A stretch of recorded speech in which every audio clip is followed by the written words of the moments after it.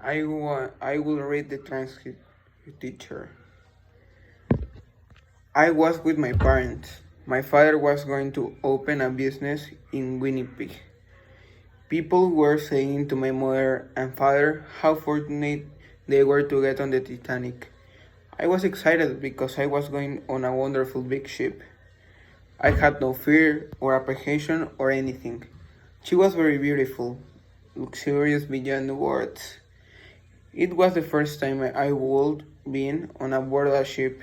Captain Smith was on deck and he was very nice.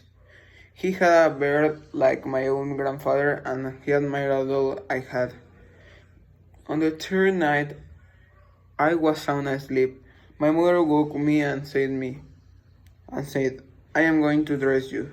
But before she could, my father came back from deck and said, you will best put this thick coat on. That was all he said. Standing on deck, I couldn't see around the funnel. My father came back and said, the ship has struck an iceberg.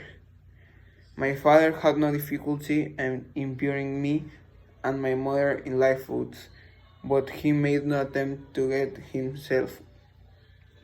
When we were in the water, we could hear people rushing about on the deck. That's when the panic must have started. When they found there weren't any lifeboats left. I was terrified.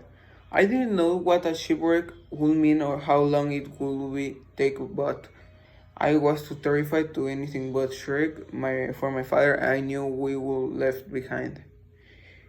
Before the sank, she was a beautiful ship, stationary on the ocean with all her lights on. It was deathfully cool, but the sea was the calmest I would ever seen. The starlit night was the brightest I would ever seen. I looked back and saw the whole of that strategy, and I saw that ship break in half. The front part went down and left the stern sticking up in a horrifying fashion. It was enormous. It seemed to stick up there for a long time, and then it gradually went down, turning over. And after that, there was the sound of the whole disaster, and that was people drowning. That is something you could never forget.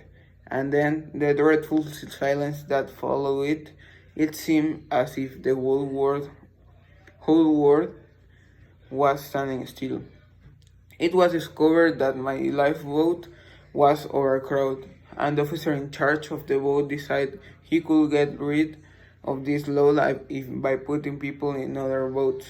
I got separated from my mother and I didn't find her until the next day. The next day, the icebergs were like white sails in distance, white yachts with the sun on them. They were very beautiful. They were all around us. The crew of the ship that rescued us were very kind to us.